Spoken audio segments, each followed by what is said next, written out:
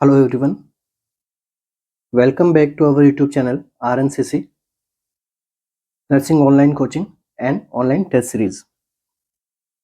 तो जैसा कि आप सभी को पता है कि अभी हम नेक्स्ट MCQ जो एग्ज़ाम रहेगा अपना वो है अपना SGPGI। तो इससे पहले अपन RML के लिए अपन प्रिपरेशन कर रहे थे, तो उसके अंदर भी काफ़ी अच्छा रिस्पॉन्स रहा अपने MCQs का, अपने जो टॉपिक्स वगैरह अपन चूज़ करते थे। तो सेम वैसे ही अभी अपन लेके आ रहे हैं MCQ सेशन SGPGI के लिए, जो कि डेली बेसिस के ऊपर हम रन करेंगे।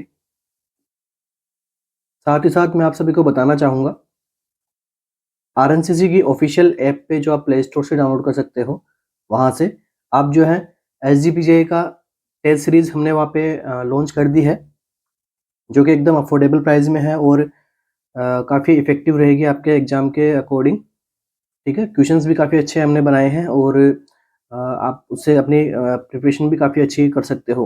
ओके, तो आप उसको भी बाय कीजिए, एकदम अफोर्डेबल प्राइस में रखिए, तो हर स्टूडेंट उसको बाय कर सकता है, ज़्यादा कॉस्टली नहीं रखा हमने स्टूडेंट्स को ध्यान में रखते हुए। तो शुरू करते हैं आज का अपना फर्स्ट सेशन SGPGI के लिए। फर्स्ट क्वेश्चन है अपना urothelium is also known as. Urothelium को हम और क्या नाम से बोलते हैं? Stratified columnar epithelium, simple cuboidal epithelium, simple columnar epithelium या फिर ट्रांजिशनल एपिथेलियम। यूरो एपिथेलियम हम किसको कहेंगे? कौन सा ऑप्शन है करेक्ट रहेगा इस क्वेश्चन के अंदर?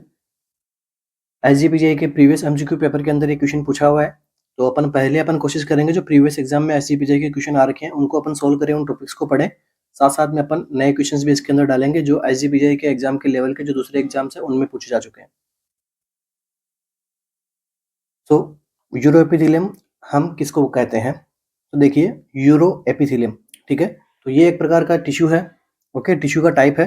तो यूरो एपिथेलियम के अंदर अपन किसको कहेंगे? ऑप्शन नंबर डी हमारा ट्रांजिशनल एपिथेलियम को अपन क्या कहते हैं?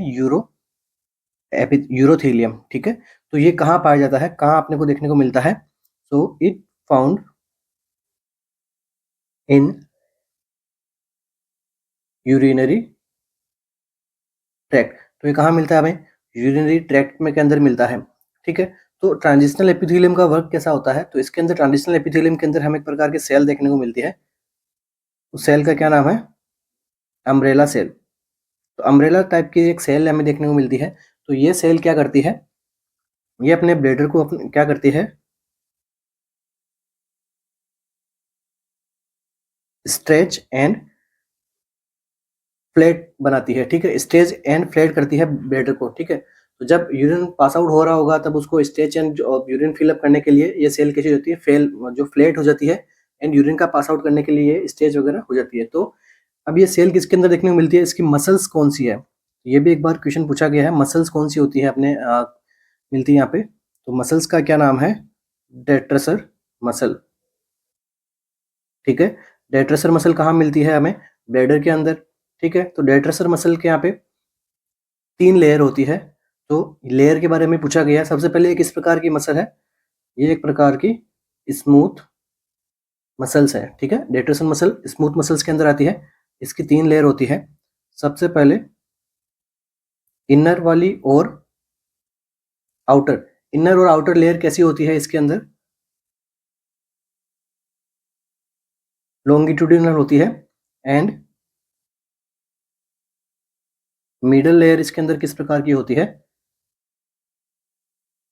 सर्कुलर होती है। ओके, अपन बात कर रहे हैं किसकी?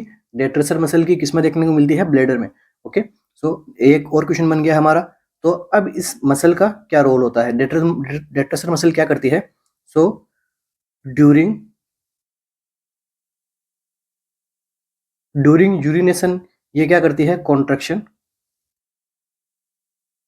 ओके, ध्यान में रखना है, डेट्रेसर मसल ड्यूरिंग यूरिनेशन क्या करती है? कॉन्ट्रैक्शन करती है। एंड यहाँ पे जब यूरिन का स्टोरेज होता है, तो स्टोरेज के टाइम में डेट्रेसर मसल क्या करती है?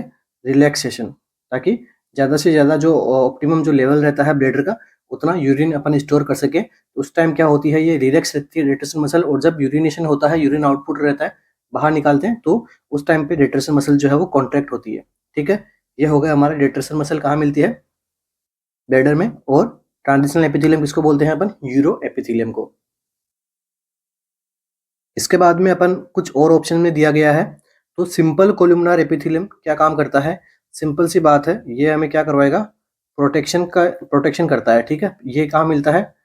इनर लेयर्स के अंदर ये पाया जाता है ये टिश्यू, और ये प्रोटेक्शन के लिए रेस्पॉन्सिबल होता है, ठीक है।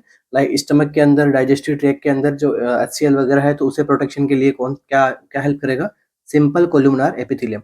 इसके बाद में सिंपल क्यूबोइडल। तो सिंपल क्यूबोइडल मीन्स क्यूबोइडल, ठीक है, जो क्यूब शेप के होते हैं। तो ये किस में रेस्पॉन्सिबल होते हैं? ये होते हैं सिक्रेशंस में, ठीक है। सिक्रेशंस के अंदर ये रेस्पॉन्सिबल्स होते हैं। जो अपनी बॉडी की जो ग्लैंड्स होती है, उनके अंदर क्यूबोइडल टिश्यू भी पाया जाता है। तो ये ग्लैंड्स क्या करती है? सिक्रेशन करती है, ओके। साथ साथ में ये क्या करेंगे? एब्जॉर्प्शन, ठीक है। ये कुछ रोल हो गया। इसके बाद में स्ट्रेटिफाइड कोलुमनार एपिथेलियम। तो देखिए, स्ट्रेटिफाइड का मतलब क्या हो गया? यहाँ पे अपन एक सिंपल लैंग्वेज के अंदर समझे तो लेयर्स, ठीक है। ऐसा टिश्यू जिसके अंदर काफी सारी लेयर्स पाई जाती है, तो वो कौन कौन से टाइप के होते हैं? स्ट्रेटिफाइड। तो इनका क्या काम है? ये भी क्या करते हैं? प्रोटेक्शन का काम करते हैं, ठीक है, और सिक्रेशंस का काम करते हैं। इसके बाद में और कहाँ प्रेजेंट रहते हैं? तो अपने जो कंजक्टाइवा वगैरह है, तो यहाँ पे भी ये स्ट्रेटिफाइड एपिथेलियम जो है वो कोलुमनार एपिथेलियम टिश्यू ये प्रेजेंट रहता है, ओके। और भी बॉडी में जगह में प्रेजेंट रहता है, ठीक है। तो हमारा फर्स्ट क्वेश्चन हो गया कि यूरोथीलियम किसको बोला? तो यूरो मीन्स यूरिनरी ट्रैक्ट के अंदर हमें जो टिश्यू मिलता है, एपिथेलियम टिश्यू मिलता है, उसको क्या नाम देते हैं अपन? Transitional epithelium, okay. Next MCQ हमारा, अच्छा, नेक्स्ट एमसीक्यू पे जाने से पहले थोड़ा और अपन डिस्कशन कर लेते हैं टॉपिक का। लाइक अपन ने अभी टिश्यू चल रहा है, तो अपन थोड़ा स्किन के बारे में भी पढ़ लेते हैं कि स्किन की लेयर से एग्जाम में क्वेश्चन बनता है। तो स्किन लेयर्स, तो स्किन की लेयर कितनी होती है? बेसिकली अपन पढ़ते हैं, तो कितनी स्किन की लेयर देखने को मिलती है? 5 हमें स्किन की लेयर देखने को मिलती है। आउटर में देखो, स्किन की लेयर के लिए एक वर्ड यूज में लिया गया है, स्ट्रेटम। तो स्ट्रेटम सबके आगे रहेगा, तो स्ट्रेटम सबसे आउट वाली स्ट्रेटम कॉर्नियम। इसके बाद में स्ट्रेटम ल्यूसिडियम। उसके बाद में स्ट्रेटम ग्रेन्युलोसम। क्योंकि इसके अंदर क्या है कि आपको एग्जाम में क्वेश्चन पूछ सकते हैं कि सीक्वेंस वाइज इनको बताइए, ठीक है। या फिर इन लेयर्स के अंदर भी काफी इंपॉर्टेंट सेल्स हमें देखने को मिलती है, तो ये इन कौन से लेयर में कौन सी सेल मिलती है, ये भी अपन बात कर लेते हैं। तो देखिए, एक और लेयर होती है स्ट्रेटम स्पोंजियसम। तो देखिए, स्ट्रेटस स्पोंजियसम के अंदर कुछ जो सेल्स हमें देखने को मिलती है, सबसे पहले कौन सी सेल मिलती है? मेलेनोसाइट। तो एग्जाम में क्वेश्चन पूछा हुआ है कि मेलेनोसाइट सेल कौन सी लेयर में मिलती है, तो स्ट्रेटस स्पोंजियसम के अंदर। मेलेनोसाइट के अलावा कौन सी लेयर मिलती है? लैंगरहैंस सेल्स, ठीक है। स्किन के अंदर लैंगरहैंस सेल्स भी हमें देखने को मिलती है। तो दोनों सेल्स कहाँ देखने को मिलेगी? स्ट्रेटम स्पोंजियसम के अंदर, ठीक है। तो मेलेनोसाइट तो हमारे स्किन के पिगमेंटेशन में काम आती है, और ये हमारे किसके अंदर काम आती है? इम्यूनिटी के अंदर। तो इसके बाद में एक और सेल देखने को मिलती है, उसका क्या नाम है? स्ट्रेटम बेसल, ठीक है। Stratum basal cell. तो स्ट्रेटम बेसल सेल के अंदर काफी इंपॉर्टेंट एमसीक्यू बनता है कि इसके अंदर कौन सी सेल देखने को मिलती है? इसके अंदर जो सेल मिलती है वो कौन सी होती है? मर्कल सेल, ठीक है। मर्कल सेल कहाँ देखने को मिलती है? स्किन के स्टेटस बेसल वाली जो सेल है, एकदम लोअर वाली जो लेयर है, वहां पे हमें क्या देखने को मिलता है? Merkel cell. तो मर्कल सेल से एग्जाम में क्या क्वेश्चन बनता है? मर्कल सेल्स के अंदर क्या होती है? नर्व्स की यहाँ पे एंडिंग्स देखने को मिलती है। तो मतलब मर्कल सेल्स की वजह से स्किन के अंदर जो है वो टच सेंसिटिविटी यहाँ पे हमें देखने को मिलती है। इसके बाद में मर्कल सेल्स के अलावा और कौन सी सेल देखने को मिलती है यहाँ पे? बेसल सेल, ठीक है। कुछ प्रकार की स्किन की लेयर से भी एग्जाम में क्वेश्चन बनते हैं, तो हमने ये भी यहाँ पे सोल्व आउट कर लिया। अभी हम मूव ऑन करते हैं अपने नेक्स्ट एमसीक्यू पे। For disinfecting large bodies of water, chlorine is applied in the form of, ठीक है। आपको पूछा गया है, जब हमें बड़े क्वांटिटी के अंदर हमें क्या करना है? वाटर को यहाँ पे क्या करना है? डिसइंफेक्शन करना है। तो उसके लिए अपन क्या करते हैं? क्लोरीन मिलाते हैं। सो क्लोरीन का कौन सा फॉर्म अपन अप्लाई करते हैं यहाँ पे? ये आपसे क्वेश्चन में पूछा गया है। ऑप्शन क्या है हमारे पास में? ब्लीचिंग पाउडर मिलाएंगे, या फिर पर क्लोरोन मिलाएंगे, या क्लोरामाइंस मिलाएंगे, या फिर क्लोरीन गैस, ठीक है। ये टॉपिक भी इंपॉर्टेंट है, एसजीपीजीआई के अंदर पूछा गया क्वेश्चन है। तो इस टॉपिक से जो भी क्वेश्चन बनेंगे अपन सोल्व कर लेंगे। तो बिना किसी देरी के अपन आंसर पे जाते हैं। तो chlorine applied in the form of chlorine gas. ठीक है, अपन क्या करते हैं, क्लोरीन गैस के रूप में हमें क्या करते हैं यहाँ पे क्लोरीन को अप्लाई करते हैं। और इस वाली प्रोसेस को क्या कहते हैं, इस प्रोसेस को हमने क्या नाम दिया, क्लोरीनेशन। ओके, ये क्या हो जाता है, क्लोरीनेशन। अब देखिए इसके साथ में और क्या क्या हमें क्वेश्चन देखने को मिलता है। तो नंबर फर्स्ट, साथ साथ में नोट्स बनाते जाइएगा ताकि आपके जो रिवीजन में काम आए। तो अगर आपसे नॉर्मली क्वेश्चन पूछे कि substance used to filter the water, अगर आपको नॉर्मली आपसे पूछे कि वाटर के फिल्टर के लिए हमें क्या करना है, देखिए यहाँ पे डिसइंफेक्शन अलग है और वाटर फिल्ट्रेशन अलग है। ठीक है, तो वाटर के फिल्ट्रेशन के लिए अगर सब्सटेंस मिलाया जाता है कम्युनिटी लेवल पे, इसका क्या नाम है, एल्यूमिनियम हाइड्रोक्साइड। इसके अलावा जो दूसरा क्वेश्चन बनेगा वो क्या बनेगा, दूसरा क्वेश्चन यही बनेगा कि डिसइंफेक्शन के लिए कौन सा अपन सब्सटेंस यूज करते हैं। तो डिसइंफेक्शन के हम के लिए क्या यूज करते हैं, क्लोरीन को। इसके बाद में नेक्स्ट क्या क्वेश्चन बन सकता है, काफी इंपॉर्टेंट क्वेश्चन है। तो अब जो डिसइंफेक्शन करते हैं अपन क्लोरीन से, तो इसका क्या बनता है, लाइक कौन से एसिड की वजह से डिसइंफेक्शन होता है। ठीक है, disinfection action of chlorine due to, ठीक है, disinfection action of chlorine due to क्या बनेगा इससे, हाइपोक्लोरस एसिड। ठीक है, हाइपोक्लोरस एसिड की वजह से क्या हो रहा है, डिसइंफेक्शन हो रहा है। ठीक है, अपन क्लोरीन यूज में लेते हैं बट ये डिसइंफेक्शन करती कैसे, हाइपोक्लोरस एसिड के अंदर कन्वर्ट होके। नेक्स्ट क्वेश्चन क्या बनता है इस टॉपिक से कि ड्रिंकिंग वाटर की पीएच कितनी होती है, ड्रिंकिंग वाटर पीएच। तो ड्रिंकिंग वाटर पीएच कितनी होती है, 6.5 से लेके 8.5 की यहाँ पे पीएच होती है। ठीक है, इसके बाद में क्लोरीन को डिसइंफेक्शन के लिए कितने टाइम की रिक्वायरमेंट होती है और कितनी मिलीग्राम के अपन क्लोरीन मिलाएंगे तो डिसइंफेक्शन होगा। तो क्वेश्चन क्या बनेगा, तो एक्शन टाइम फॉर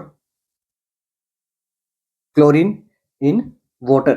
ठीक है, अब क्लोरीन को अपन कितने टाइम तक रखेंगे तो लाइक उस वाटर का डिसइंफेक्शन हो जाएगा। तो सबसे पहले देखो वाटर अपन एक ड्रिंकिंग वाटर यूज में लेते हैं, कोई भी डिजास्टर वगैरह आता है तो पोस्ट डिजास्टर के अंदर जो वाटर रहता है वो, और स्विमिंग पूल वाला वाटर, तीनों के बारे में क्वेश्चन बना हुआ है। तो सबसे पहले बात करते हैं ड्रिंकिंग वाटर की। तो ड्रिंकिंग वाटर के अंदर अपन कितना मिलाएंगे, 0.5 मिलीग्राम पर लीटर फॉर 1 आवर। इतने में क्या हो जाएगा, ड्रिंकिंग वाटर यहाँ पे डिसइंफेक्शन हो जाएगा। इसके बाद में पोस्ट पोस्ट डिजास्टर वाटर, तो इसके लिए अपन कितना यूज में लेते हैं, 0.7 मिलीग्राम लीटर पर आवर। इसके बाद में स्विमिंग पूल, तो स्विमिंग पूल को डिसइंफेक्शन करने के लिए कितना यूज में लेते हैं,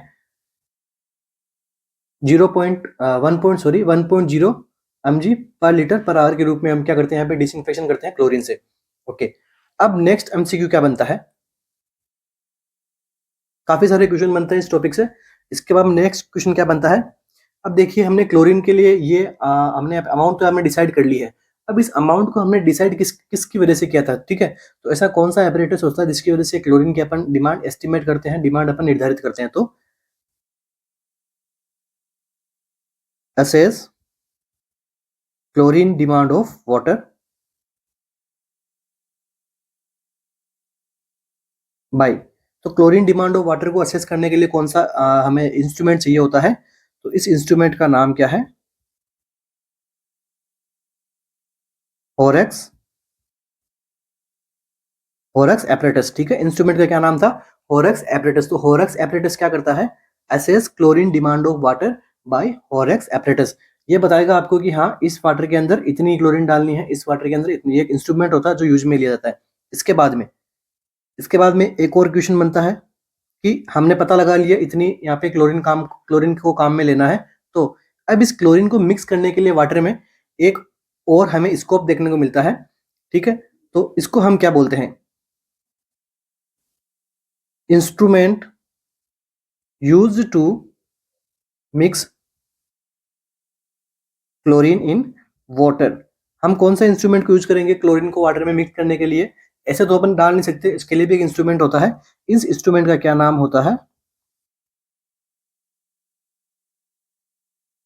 क्लोरोनॉम। ठीक है, instrument use to mix chlorine in water is known as chloronome. अच्छा, तो अभी हमने क्या कर दिया, क्लोरोनॉम के बारे में पढ़ लिया। अब एक और क्वेश्चन क्या बनता है इससे, वो भी अपन पढ़ लेते हैं। ये हमने क्या कर दिया, इसके अंदर क्लोरीन को मिक्स कर दिया, किसकी वजह से? क्लोरोनॉम इंस्ट्रूमेंट की वजह से। अब जब मिक्स कर दिया, मिक्स करने के बाद में क्या बन जाता है? क्लोरीन ने डिसइंफेक्शन कर दिया। डिसइंफेक्शन के बाद में क्या बच गया हमारे यहाँ पे?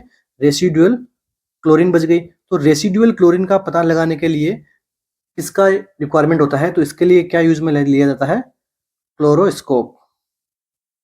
ओके, क्लोरोस्कोप काम में लेते हैं किसके लिए? रेसिडुअल क्लोरीन का पता लगाने के लिए, असेस रेसिडुअल क्लोरीन। और इस मेथड को अपन क्या बोलते हैं? Double pot method. ठीक है, मेथड का नाम याद रखना है, एग्जाम में पूछा हुआ है।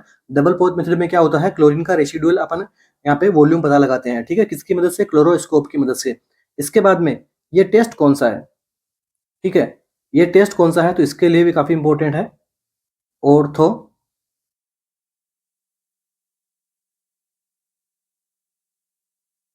ऑर्थोटोलिडिन टेस्ट। इस टेस्ट को क्या नाम दे दिया हमने? ऑर्थोटोलिडिन टेस्ट। तो इस क्वेश्चन के रिगार्डिंग हमने सारे क्वेश्चंस हमने सोल्व कर लिया, साथ साथ में हमने मोस्ट ऑफ द क्वेश्चंस को भी साथ में सोल्व किया है। और इस क्वेश्चन का हमारा आंसर क्या हो गया? क्लोरीन गैस को हम क्या करते हैं?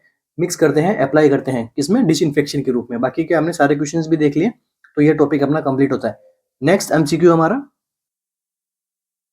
Which of the following is true regarding trickling filter. तो ट्रिकलिंग फिल्टर के लिए कौन सा ऑप्शन जो है वो ट्रू है? It has biological zoogleal layer. क्या ये एक बायोलॉजिकल जूलियल लेयर है? सेकंड ऑप्शन क्या है? It act purely as a mechanical filter. ये एक प्योरली मैकेनिकल फिल्टर की तरह काम करता है। या फिर it is use for primary treatment of sewage, जो सेवेज ड्रेनेज वगैरह होता है, तो क्या ये उसके लिए प्राइमरी ट्रीटमेंट है? या फिर it need rest pause for cleaning. कि टिकलिंग फिल्टर क्या करता है, बीच में क्लीनिंग एक कंटिन्यू नहीं करता है, इसके बीच के अंदर इसको रोकना पड़ता है, फिर वापस शुरू करना पड़ता है। क्या ये है इसके बारे में ट्रू चीज? तो ट्रिकलिंग फिल्टर क्या होता है? ये एक प्रकार का बायोलॉजिकल जूलियल लेयर्स होती है यहाँ पे। ठीक है, यहाँ पे बायोलॉजिकल जूलियर्स, यहाँ पे लेयर्स देखने को मिलती है। तो इन लेयर्स के अंदर क्या होता है कि बैक्टीरियाज मिलते हैं, फ्लोरा मिलते हैं। ठीक है, जो क्या करते हैं? डिसइंफेक्शन का काम करते हैं वाटर को। ठीक है, तो इसके लिए अपन क्या क्या काम में लेते हैं? Trickling filter. तो ये क्या है? जूलियल लेयर है, मैकेनिकल नहीं है, ये क्या है? बायोलॉजिकल है। ठीक है, प्राइमरी ट्रीटमेंट फॉर सीवेज ये नहीं है। इसके बाद में it need rest pause for cleaning, जी नहीं। यहाँ पे कंटिन्यूसली जो है वो वाटर जो है वो डिसइंफेक्शन होता रहता है टिकलिंग फिल्टर की मदद से। क्यों होता रहता है? क्योंकि जो है वो विंड वगैरह चलती रहती है, तो उसकी वजह से जो वाटर का मूवमेंट वगैरह भी होता रहता है। प्लस साथ में क्या यहाँ पे ग्रेविटी भी रहती है, तो ग्रेविटी के फ्लो के साथ साथ में वाटर जो है वो नीचे आता रहता है, क्लीन होता रहता है। जो बैक्टीरिया रहते हैं, जो फ्लोराज रहते हैं, जो फंगई वगैरह रहते हैं यहाँ पे, तो वो यहाँ पे क्लीनिंग का काम कर देते हैं। ओके, नेक्स्ट एमसीक्यू है हमारा, साइक्लोप्रोपेगेटिव साइकिल इज सीन इन। देखो, एक प्रकार की जो साइकिलिंग होती है, किसी भी प्रोसेस को चलने के लिए एक साइकिल से दूसरी साइकिल में जाना पड़ता है, तो एक प्रकार की साइकिल है, उसका क्या नाम है? साइक्लोप्रोपेगेटिव। तो साइक्लोप्रोपेगेटिव साइकिल किस में देखने को मिलती है? ऑप्शंस क्या है हमारे पास में? मलेरिया, प्लेग, कोलेरा या फिर फाइलेरिया। मलेरिया, प्लेग, कोलेरा या फिर फाइलेरिया। तो देखिए, साइक्लोप्रोपेगेटिव साइकिल जो हमें देखने को मिलती है वो किसमें देखने को मिलती है? मलेरिया में। ओके, मलेरिया के अंदर साइक्लोप्रोपेगेटिव साइकिल देखने को मिलती है। तो अब बेसिकली अपन बात करेंगे मलेरिया के बारे में, अपन यहाँ पे पूरा डिस्कशन कर लेंगे ताकि मलेरिया का टॉपिक अपन कंप्लीट कर लें। बाकी की क्लासेस के अंदर प्लेग, कोलेरा एंड फाइलेरिया के बारे में भी अपन क्वेश्चन रखेंगे। मलेरिया काफी इंपॉर्टेंट रहा है, एसजीपीजीआई के एग्जाम 2 से 3 क्वेश्चन मलेरिया से पूछते हैं, कम्युनिटी से। तो हर एग्जाम के अंदर 1-2 क्वेश्चन तो आता ही है मलेरिया का एसजीपीजीआई में, तो अपन सोल्व करते हैं इसको। सबसे पहले अपन क्या पढ़ लेते हैं? साइकिल्स के बारे में पढ़ लेते हैं कि साइकिल्स कितने प्रकार की होती है। तो मलेरिया के अंदर ही कौन सी दिखी है? साइक्लोप्रोपेगेटिव। इसके बाद में प्रोपेगेटिव साइकिल्स भी होती है, साइक्लो डेवलपमेंटल साइकिल भी होती है, तो इनके बारे में पढ़ लेते हैं। तो फर्स्ट साइकिल की बात करते हैं अपन, प्रोपेगेटिव साइकिल। तो प्रोपेगेटिव साइकिल्स क्या क्या करती है इसके अंदर? प्रोपेगेटिव साइकिल्स के अंदर सबसे पहले तो यहाँ पे नो साइक्लिकल चेंजेस, ठीक है। इस प्रकार के बैक्टीरिया के अंदर जिसके अंदर प्रोपेगेटिव साइकिल होती है, उसके अंदर उसके साइक्लिक के अंदर किसी प्रकार का चेंज नहीं होता है। वो बस क्या करता है, मल्टीप्लाई करता है। कहाँ पे, multiply on the body of vector, ठीक है। ऐसे बैक्टीरिया जो केवल मल्टीप्लिकेशन करते हैं बट अपनी साइकिल के अंदर चेंजेस नहीं लाते हैं, ठीक है। वो बैक्टीरिया कौन सी साइकिल के अंदर आते हैं, प्रोपेगेटिव साइकिल्स। तो इसका एग्जाम्पल की हम अब अंदर बात करें तो एग्जाम्पल अपन ले सकते हैं प्लेग। तो प्लेग जो है उसका वेक्टर क्या है, प्लेग का क्या वेक्टर है, क्वेश्चंस में आया हुआ है, तो रेड फ्लिया, ठीक है। तो प्लेग का जो बैक्टीरिया है वो प्रोपेगेटिव साइकिल दिखाता है। मलेरिया का किसका दिखाएगा, साइक्लो प्रोपेगेटिव। तो सेकंड वाली साइकिल कौन सी होगी हमारी, साइक्लो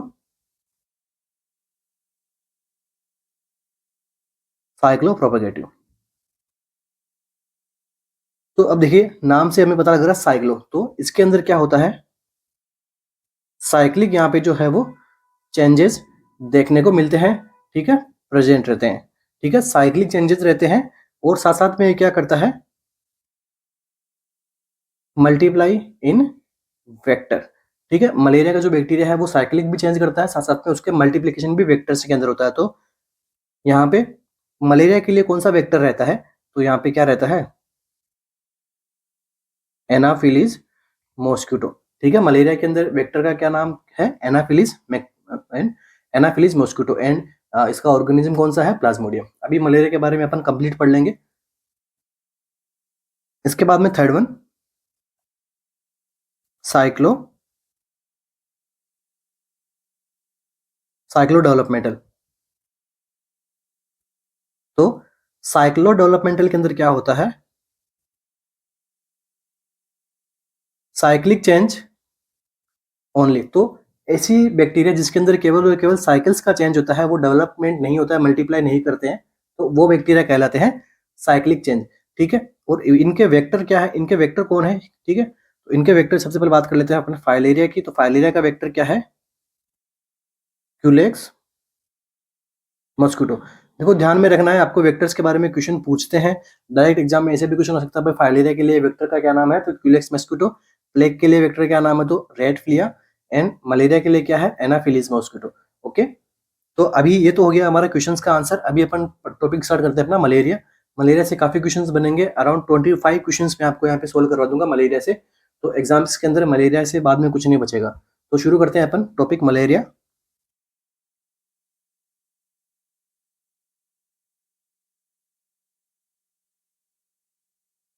तो मलेरिया का सबसे पहला क्वेश्चन क्या बनता है इससे, causative agent.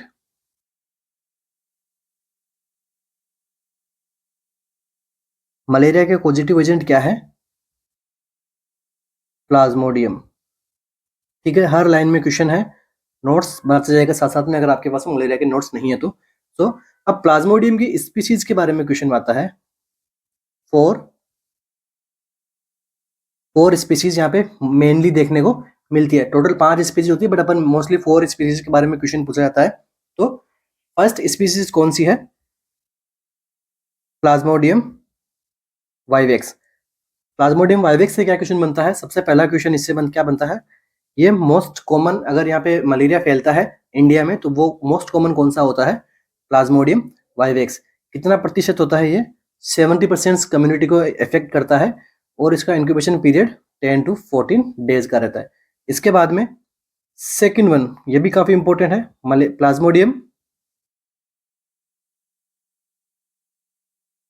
Plasmodium falciparum.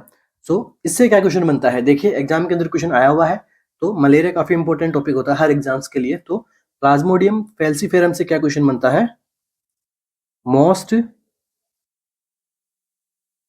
Most dangerous malaria. अगर आपको मलेरिया के टाइप का मोस्ट डेंजरस पूछे तो वो कौन सा होता है, प्लाज्मोडियम फैल्सीफेरम, ठीक है। क्यों होता है, क्योंकि इसके अंदर क्या होता है, आरबीसी का डेस्ट्रक्शन यहाँ पे क्या होता है, स्टार्ट हो जाता है। तो आरबीसी का डेस्ट्रक्शन स्टार्ट हो गया तो इसको हमने क्या बोला, ब्लैक वाटर फीवर, ठीक है, आपको नाम सुना होगा कि ब्लैक वाटर फीवर स्प्रेड हुई थी पुराने टाइम में, ये वो, तो वो क्या था, प्लाज्मोडियम फैल्सीफेरम था। क्यों था? क्योंकि एक मोस्ट डेंजरस फेटल कंडीशन है। इसके अंदर क्या होता है, आरबीसी का डेक्सटेशन होता है, इसको क्या बोलते हैं, black water fever. Okay, next third type क्या है इसका, प्लाज्मोडियम ओवेल। तो ये यहाँ पे इंडिया में यहाँ पे प्रेजेंट नहीं रहता है। इसके बाद में क्या है, प्लाज्मोडियम प्लाज्मोडियम नोवेलिसी, तो ये भी इंडिया में प्रेजेंट नहीं रहता है। इसके बाद में फिफ्थ वाला कौन सा टर्म है, प्लाज्मोडियम मलेरियम। ठीक है, ये भी एक प्रकार का टाइप है, बट हमारे एग्जाम्स के लिए क्या इंपॉर्टेंट है, Plasmodium vivax and Plasmodium falciparum. तो ये हो गया हमारे प्लाज्मोडियम की कैटेगरी। प्लाज्मोडियम से आपको जो एमसीक्यू देखने को मिले वो यहाँ पे कंप्लीट होते हैं। इसके बाद में देखिए दूसरा आपको क्या क्वेश्चन बनता है, मलेरिया के क्या पूछता है यहाँ पे, वेक्टर। एग्जामिनर वेक्टर पूछता है, तो वेक्टर कौन सा होता है मलेरिया का, फीमेल एनाफिलीज। ओके, जो फीमेल एनाफिलीज जो मॉस्किटो है वो क्या है, मलेरिया का वेक्टर है। ठीक है, अब देखिए फीमेल एनाफिलीज भी दो टाइप के यहाँ पे वेक्टर होते हैं। फीमेल एनाफिलीज के अंदर भी दो टाइप के वेक्टर क्यों होते हैं, क्योंकि एक होता है अर्बन एरिया का, एक होता है रूरल एरिया का। सबसे पहले बात कर लेते हैं रूरल, और दूसरा यहाँ पे कौन सा आ जाएगा, अर्बन एरिया। ठीक है, अगर अर्बन एरिया के अंदर मलेरिया फैलता है तो उसके लिए कौन सा मोस्ट कॉमन रहता है, ठीक है, और रूरल एरिया के अंदर कौन सा रहता है, तो रूरल एरिया के अंदर मोस्ट कॉमन यहाँ पे अगर यहाँ पे मलेरिया फैलता है तो इसके लिए कौन रिस्पॉन्सिबल होती है,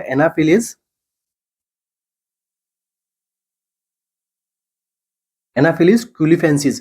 ठीक है, अगर रूरल एरिया के अंदर आपसे अगर क्वेश्चन पूछे कि रूरल एरिया के अंदर मलेरिया यहाँ पे स्प्रेड हो रहा है तो उसका मोस्ट कॉमन कौन सा रहेगा, तो उसके लिए आएगा क्या, एनाफिलीज क्यूलिफेंसी। और अर्बन एरिया के अंदर जो स्प्रेड होता है इसके लिए कौन सी आ जाएगी, स्टेफेंसी। ओके, तो ये हमारा दो क्वेश्चन और बन जाते हैं यहाँ पे एग्जामिनर के अंदर, अगर पूछे आपसे तो ये से सोल्व कर देना है। इसके बाद में देखिए काफी इंपॉर्टेंट चीज और एक बता देता हूँ कि मलेरिया की क्या क्वेश्चन क्या बनता है, साइकिल्स के बारे में। ठीक है, क्योंकि ये क्या है, साइक्लो प्रोपेगेटिव है, यहाँ पे साइक्लिक चेंज भी देखने को मिलेगा, प्लस यहाँ पे मल्टीप्लीकेशन भी देखने को मिलेगा। ओके, तो साइकिल्स कैसी रहती है, तो यहाँ पे देखो दो प्रकार की साइकिल देखने को मिलती है। सबसे पहला क्वेश्चन क्या बनता है इससे, मलेरिया साइकिल को डिस्कवर किसने किया था, डिस्कवर किसने किया था, काफी इंपॉर्टेंट है, रोनाल्ड रोस ने इसको क्या किया था, डिस्कवर किया था। दो साइकिल्स हमें देखने को मिलती है। फर्स्ट यहाँ पे साइकिल किसमें देखने को मिलेगी, इसको हम क्या बोलते हैं, सेक्सुअल साइकिल। तो सेक्सुअल साइकिल किसमें देखने को मिलती है, मॉस्किटो के अंदर। ठीक है, इसलिए सेक्सुअल साइकिल मॉस्किटो के अंदर देखने को मिलती है, इसलिए मॉस्किटो को क्या बोलते हैं, डेफिनेटिव होस्ट। अगर एग्जाम के अंदर क्वेश्चन आए कि मलेरिया का डेफिनेटिव होस्ट कौन है, ह्यूमन या फिर मलेरिया, या फिर कोई और दो ऑप्शन दे दे आपको, तो मलेरिया का डेफिनेटिव होस्ट कौन सा है, मॉस्किटो, प्लस इसको अपन क्या बोलते हैं, प्राइमरी होस्ट। मलेरिया का होस्ट कौन है, प्राइमरी होस्ट कौन है, मॉस्किटो, एंड डेफिनेटिव होस्ट भी कौन है, मॉस्किटो। मॉस्किटो में कौन सा, एनाफिलीज। इसके बाद में जो दूसरी साइकिल्स होती है इसको हम क्या बोलते हैं, एसेक्सुअल साइकिल। तो एसेक्सुअल साइकिल किसमें देखने को मिलती है, ये देखने को मिलती है किसमें, ह्यूमंस में। तो एसेक्सुअल साइकिल ह्यूमंस में देखने को मिली है, तो ये क्या है, इंटरमीडिएट होस्ट। इंटरमीडिएट होस्ट, अगर एग्जाम के अंदर क्वेश्चन पूछे आपसे कि इंटरमीडिएट होस्ट किसको कहते हैं मलेरिया के अंदर, तो वो कौन है, ह्यूमंस। ओके, और इसको ये हो गया हमारा प्राइमरी, तो ये कौन सा हो जाएगा, सेकेंडरी होस्ट। ठीक है, अभी हम मूव ऑन करते हैं अपने नेक्स्ट टॉपिक पे। अभी एग्जामिनर मलेरिया से और क्या क्वेश्चन पूछता है, देखिए काफी इंपॉर्टेंट क्वेश्चन बनता है मलेरिया से, तो छोटा टॉपिक नहीं है। तो अपन रफली अपन फास्ट फास्ट अपन पढ़ रहे हैं यहाँ पे, ठीक है, जो इसके क्वेश्चन बनते हैं। तो यहाँ पे क्या आती है, स्टेज। मलेरिया के अंदर कितनी स्टेज होती है, तीन स्टेज देखने को मिलती है। कौन सी, कोल्ड, हॉट एंड स्वेट। कौन सी स्टेज मिलेगी, cold, hot and sweat. Except में क्वेश्चन देके पूछ सकता है आपसे। तो कोल्ड स्टेज कब आती है, सबसे पहली स्टेज आती है कोल्ड स्टेज, शुरुआत के 15 मिनट से 1 आवर्स के लिए कोल्ड स्टेज देखने को मिलती है। इसके अंदर क्या होता है, पेशेंट को सीवरिंग आती है, एंड यहाँ पे पेशेंट को क्या होता है, हेडेक भी होता है यहाँ पे। इसके बाद में सेकंड स्टेज कौन सी आती है, हॉट स्टेज। तो हॉट स्टेज कब आती है, 2 to 4 आवर्स के लिए। हॉट स्टेज के अंदर क्या होता है, टेम्परेचर यहाँ पे 102 डिग्री फ़ारेनहाइट से भी ज़्यादा देखने को मिलता है, प्लस यहाँ पे क्या देखने को मिलता है, हेडेक देखने को मिलता है सीवियर। इसके बाद में कौन सी स्टेज, थर्ड स्टेज आती है, वो कौन सी है, स्वेट स्टेज। तो स्वेट स्टेज कब आती है, लास्ट के 1 to 2 आवर्स के लिए कौन सी स्टेज आती है, स्वेट स्टेज आती है। तो स्वेट स्टेज के अंदर क्या होता है, प्रोफ्यूज स्वेटिंग देखने को मिलती है। साथ साथ में और क्या देखने को मिलेगा, यहाँ पे जो पेशेंट का जो टेम्परेचर है वो लास्ट में कब तक कहाँ पहुंच जाएगा, एकदम नॉर्मल कंडीशन के अंदर पहुंच जाता है पेशेंट का टेम्परेचर। तो ये होती है हमारी 3 स्टेजेस मलेरिया की, कौन सी, कोल्ड, हॉट एंड स्वेट। सारी इंपॉर्टेंट है, एग्जाम के अंदर क्वेश्चन पूछते हैं स्टेजेस के बारे में। अब मलेरिया का क्या आता है, डायग्नोसिस। मलेरिया का डायग्नोसिस के लिए क्या करते हैं, टेस्ट करते हैं, कौन सा, मलेरिया पैरासाइट टेस्ट। दूसरा टेस्ट क्या करते हैं अपन, बफी कॉट टेस्ट। दोनों प्रकार के ब्लड टेस्ट है, ठीक है, ध्यान में रखना है। दूसरा एपीआई, एपीआई की क्या फुल फॉर्म होती है, एनुअल पैरासाइटिक इंडेक्स। तो ये भी अपन किसके लिए देखते हैं, मलेरिया के लिए, ध्यान में रखना है। एपीआई वॉज यूज्ड फॉर, ऐसे एग्जाम के अंदर क्वेश्चन आ गया, ठीक है, या फिर बड़ा चौड़ा क्वेश्चन बना के पूछ लिया एपीआई के अंदर क्या करते हैं, तो ये मलेरिया के सर्विलेंस के अपन इसको काम में लेते हैं।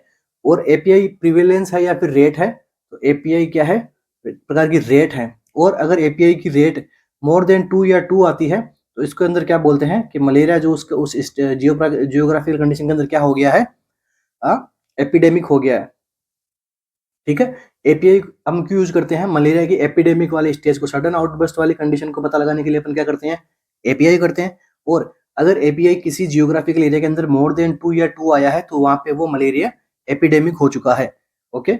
अब मोस्ट इंपोर्टेंट थिंग क्या आती है, इसका treatment. Treatment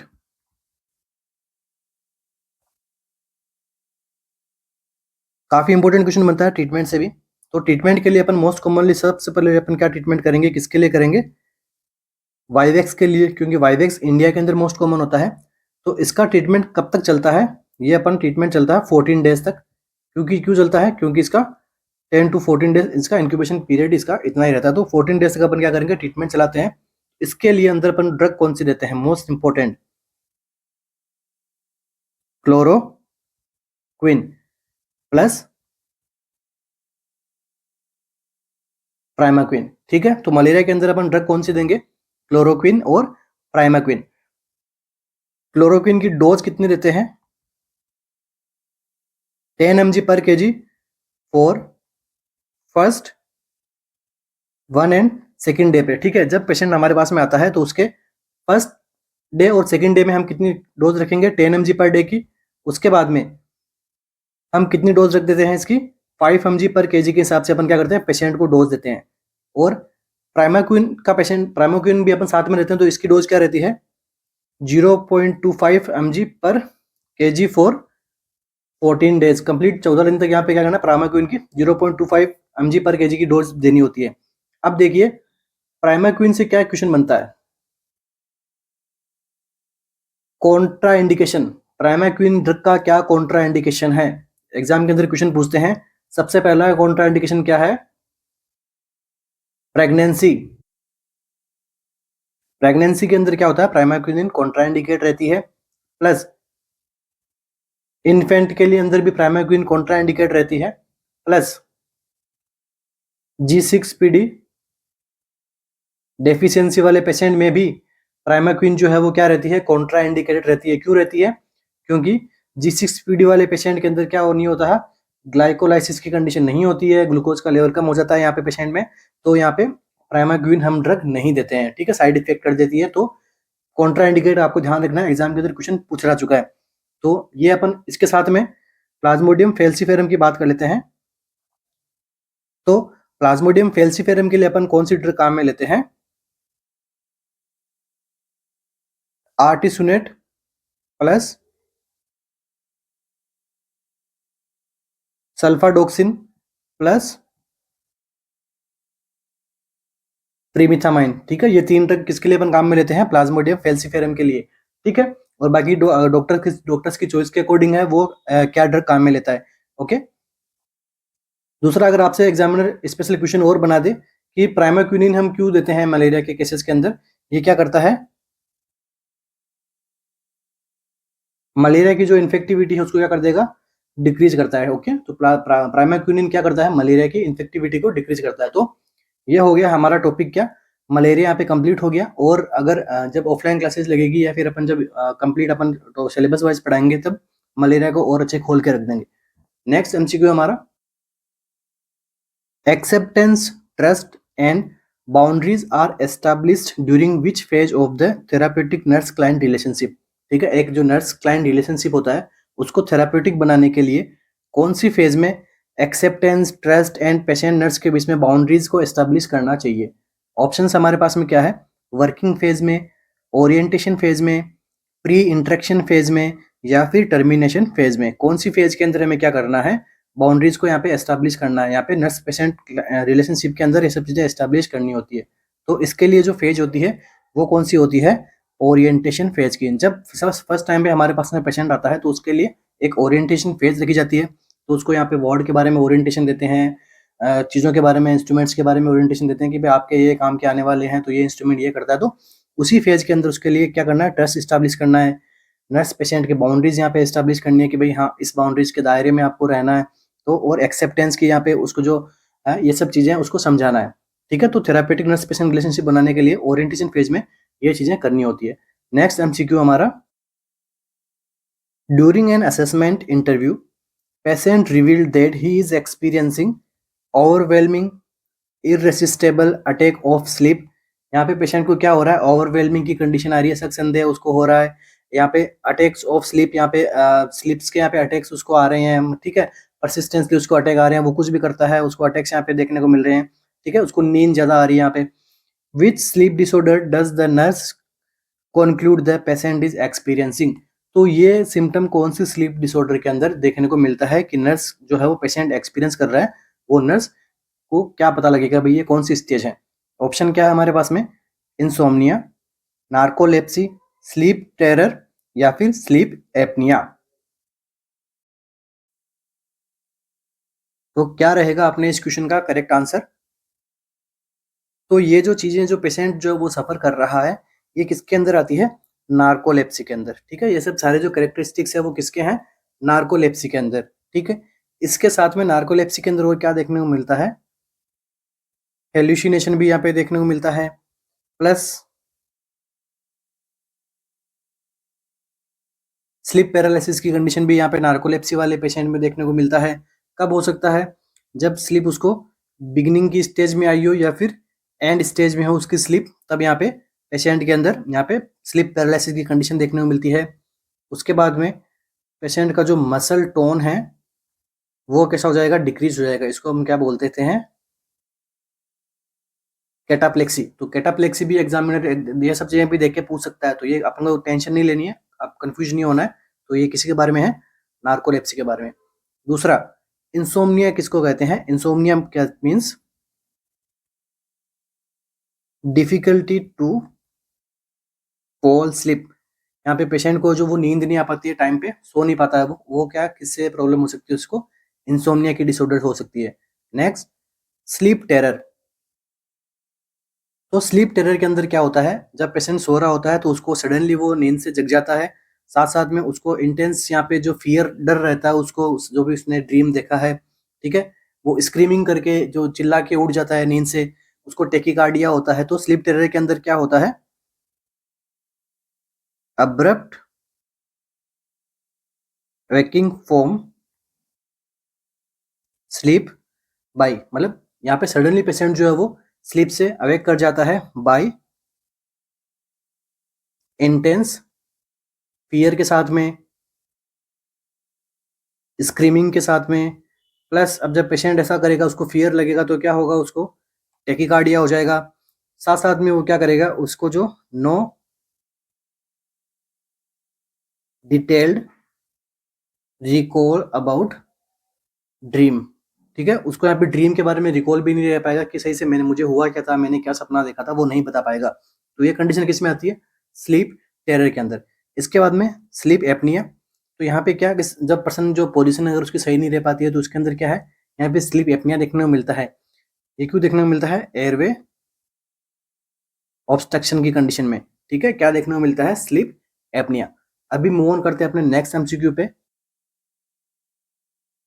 what are the 4 age for which nurse should assess the patient suspected having Alzheimer's disease?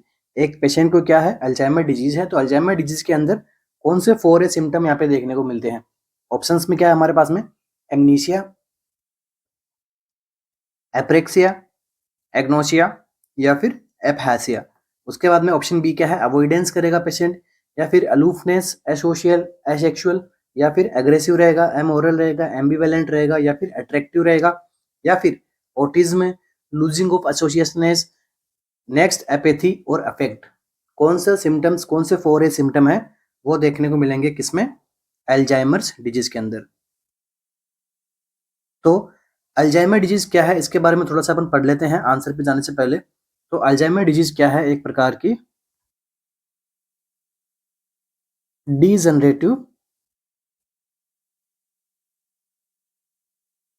Neurological disorder होती है, ठीक है, जो किससे जो आगे जाके ये डिमेंशिया का ही यहाँ पे आगे जाके ये वर्सनिंग रूप है, ठीक है। डिमेंशिया आगे जाके और खराब होता है, तो ये आगे किसको लीड करेगा?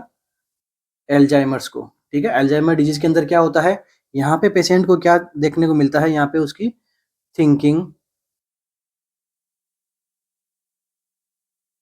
मेमोरी जो है वो पेशेंट की यहाँ पे लॉस हो जाती है पेशेंट की, ठीक है।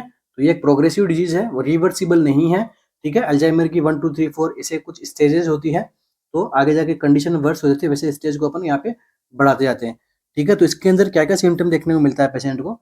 तो थिंकिंग डिस्टर्ब होगी, मेमोरी डिस्टर्ब होगा पेशेंट को, पेशेंट जो है वो उसको कन्फ्यूजन रहेगी, और मोस्टली मेमोरी के अंदर अगर आपसे क्वेश्चन पूछे कि मोस्टली कौन सी मेमोरी के अंदर?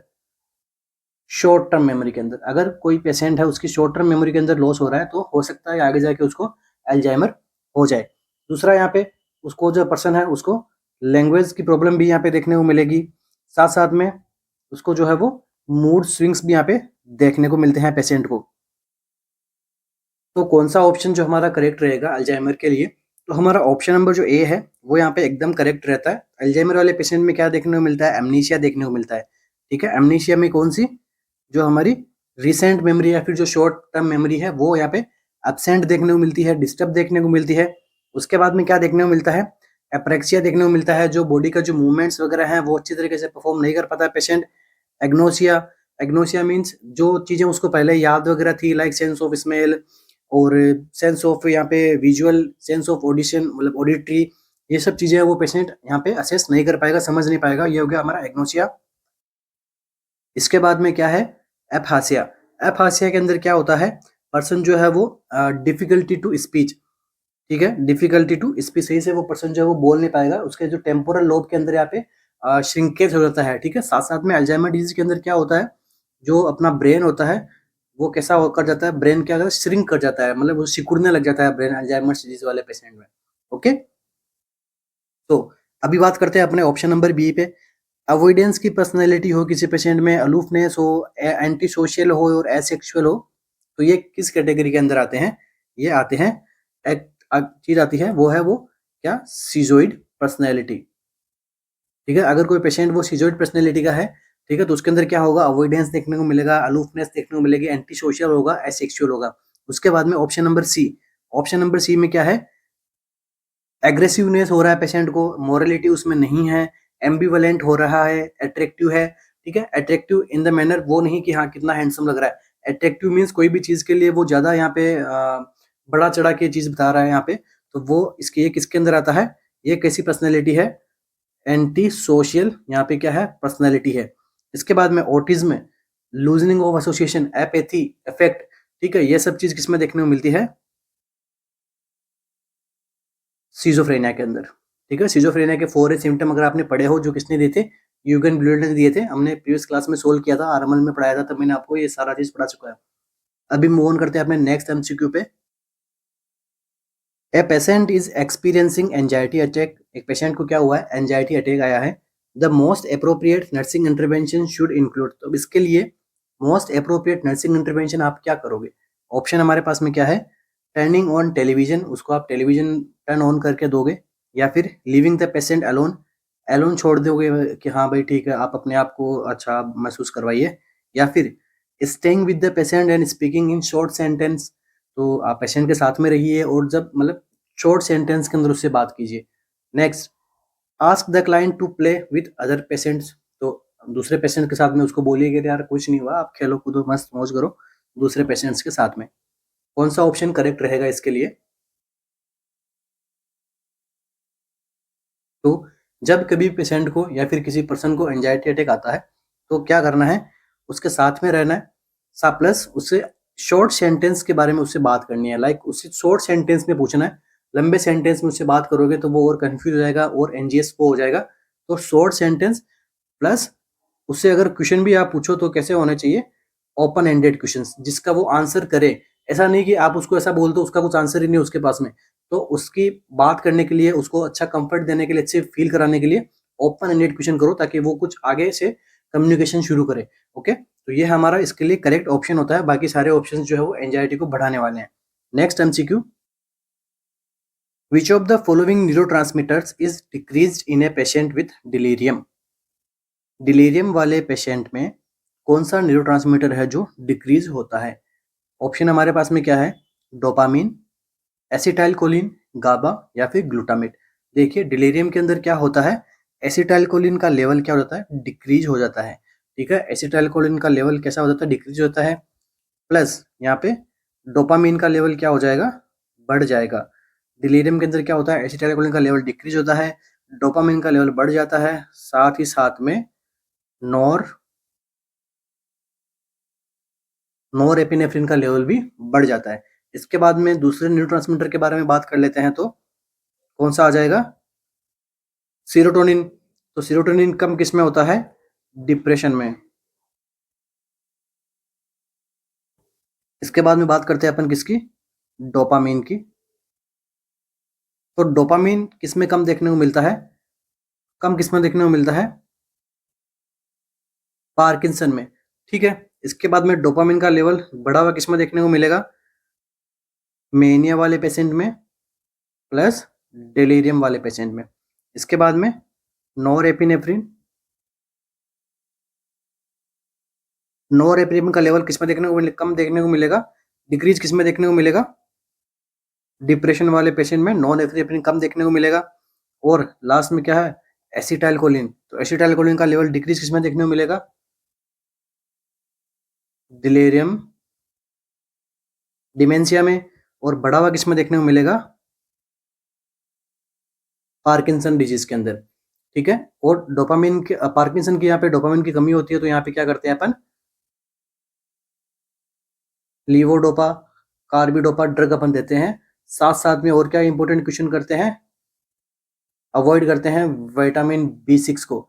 B6 क्या कर देगा, इसका सिस्टमिक एब्जॉर्प्शन करवा देता है, इसलिए इसको अवॉइड करते हैं जब ये दो ड्रग दी जाती है तो। ठीक है, तो इसी के साथ ही आज की अपनी क्लास को कंप्लीट करते हैं। आशा करता हूँ क्लास आपको अच्छी लगी हो, और मिलेंगे अपनी नेक्स्ट क्लास में जो कि कल होगी।